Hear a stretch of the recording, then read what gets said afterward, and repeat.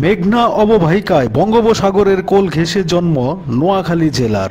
বাংলাদেশে এবং দেশের বাইরে বহুল পরিচিত জেলার মধ্যে এটি অন্যতম। নোয়াখালীর আঞ্চলিক ভাষা ও আতিথেয়তার বেশ সুনাম।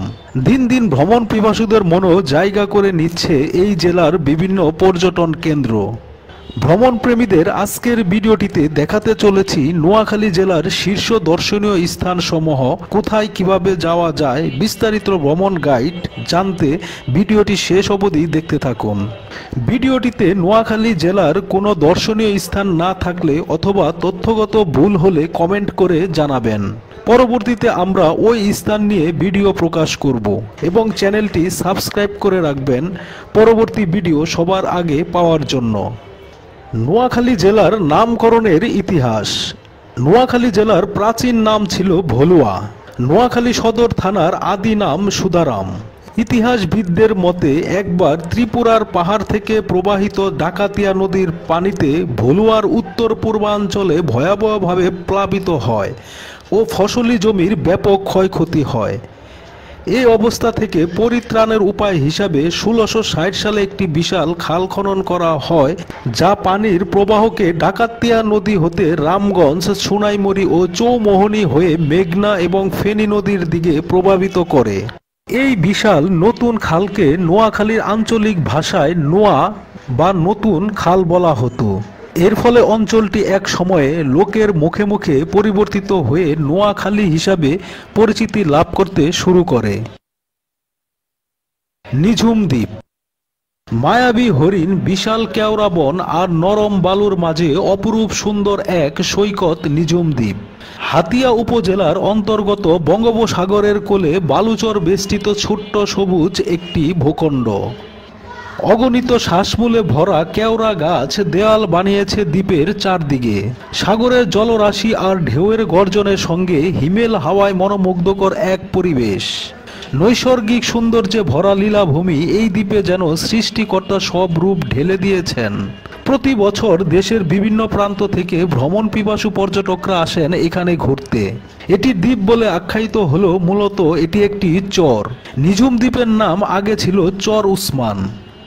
নিঝুম দ্বীপের প্রাকৃতিক সৌন্দর্য দেখতে পর্যটকরা প্রতিনিয়ত এখানে ভিড় জমান। পর্যটকদের জন্য রয়েছে কয়েকটি রিসোর্ট। সেখানে রয়েছে সাপ্লাই পানি এবং জেনারেটর। খাবারের জন্য রয়েছে স্থানীয় হোটেল। নিঝুম দ্বীপের মূল আকর্ষণ চিত্রা হরিণ, রয়েছে মহিষ ও বিভিন্ন প্রজাতির পাখি। এছাড়া শীতের সময় বিপুল পরিমাণ অতিথি পাখির মেলা বসে এই দ্বীপটিতে। এর প্রাকৃতিক সৌন্দর্য পুরো জেলার পরিচিতি তুলে ধরতে সক্ষম হয়েছে। তাই দ্বীপটির নামে জেলার নামকরণ করা হয়েছে নিঝুম দ্বীপের দেশ নোয়াখালী। কমলার দিঘি। হাতিয়ার মূল ভূখণ্ডের মানুষ ঘোরাঘুরি বা অবসর সময় কাটানোর জন্য সবচেয়ে বেশি যে জায়গাটিতে ভ্রমণ করেন তা হলো কাজীর বাজার এলাকার কমলার দিঘি। অপরূপ প্রাকৃতিক সৌন্দর্যে ভরপুর এই জায়গাটির এক পাশে রয়েছে ম্যানগ্রোভ বন, আরেক পাশে রয়েছে ঝাউবন, সুবিশাল মাঠ বনভূমি এবং অন্য পাশে রয়েছে সুবিশাল সমুদ্র।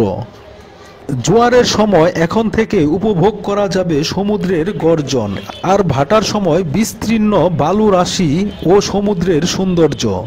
এছাড়া এখানে থেকে সমুদ্র চলমান শত শত জাহাজের সারি দেখা যায়। সূর্যাস্তের সময় কমলার দিঘির চোখ ধাঁধানো প্রাকৃতিক সৌন্দর্য এবং শরীর ও মন জোড়ানো শীতল বাতাসের কারণে প্রতিদিন এখানে এই এলাকার লোকজনের ভিড় জমে। উসখালী বাজার থেকে মোটরসাইকেল বা সিএনজি যুগে মাত্র 20 থেকে 25 কিলোমিটারের মধ্যেই কমলার দিঘিতে পৌঁছানো যায়। কেশারপাড় দিঘি। সেনবাগ উপজেলাধীন 2 নং কেশারপাড় ইউনিয়নে অবস্থিত কেশারপাড় দিঘি। বর্তমানে এই দিঘির মোট আয়তন 25 একর। এই দিঘির নামে কেশারপাড় গ্রামটির নামকরণ করা হয়, যদিও এর সঠিক উৎপত্তির সময়টা এখনো অজানা। প্রতি বছর কেশারপাড় দিঘিতে ছিপ দিয়ে মৎস্য শিকার প্রতিযোগিতার আয়োজন করা হয়। বলা হয়ে থাকে যে লাকসাম দৌলতগঞ্জের জমিদার আয়ুব আলী চৌধুরী ও কল্যাণদ্রী হেমবাবু এই 2 জমিদারের অধীনে এই দিঘি 1933 সাল পর্যন্ত ছিল অনাবাদি জমি। 1938 সালে এই দিঘির মাটি কেটে পরিষ্কার করে মাছ চাষ শুরু করা হয়।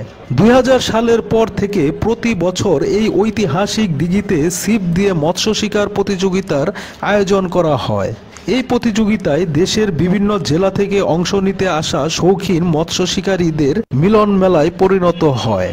এই মৎস্য শিকারকে কেন্দ্র করে দিঘির চারপাশে মেলার আয়োজন হয় এবং উৎসবমুখর পরিবেশ তৈরি হয়। নোয়াখালী সদর থেকে উত্তরে 25 কিলোমিটার এবং সেনবাগ থেকে 15 কিলোমিটার পশ্চিমে অবস্থিত এই কেশারপাড় ইউনিয়ন। গান্ধী আশ্রম।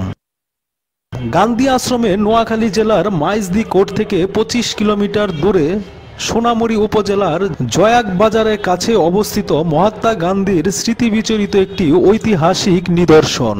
প্রয়াত জমিদার ব্যারিস্টার হেমন্ত কুমার ঘোষের বাড়িতে স্থাপিত গান্ধী আশ্রম নোয়াখালীর একটি সেবামূলক সংগঠন হিসাবে সারা দেশব্যাপী সুনাম অর্জন করেছে। মহাত্মা গান্ধীর অহিংস সমাজ ব্যবস্থার ধারণাকে সবার কাছে পৌঁছে দিতে 2000 সালের 12ই অক্টোবর গান্ধী আশ্রমের মূল ভবনে গান্ধী স্মৃতি জাদুঘর যাত্রা শুরু করে। গান্ধীর বিভিন্ন দুর্লভ ছবি, বই, ব্যবহৃত জিনিস এবং তার বৈচিত্র্যময় কর্মজীবন যে কারো মনোজগৎ নাড়িয়ে দেওয়ার জন্য যথেষ্ট। প্রতি সপ্তাহে সোম থেকে শনিবার গান্ধী স্মৃতি জাদুঘর দর্শনার্থীদের জন্য উন্মুক্ত থাকে। বজরা শাহী মসজিদ।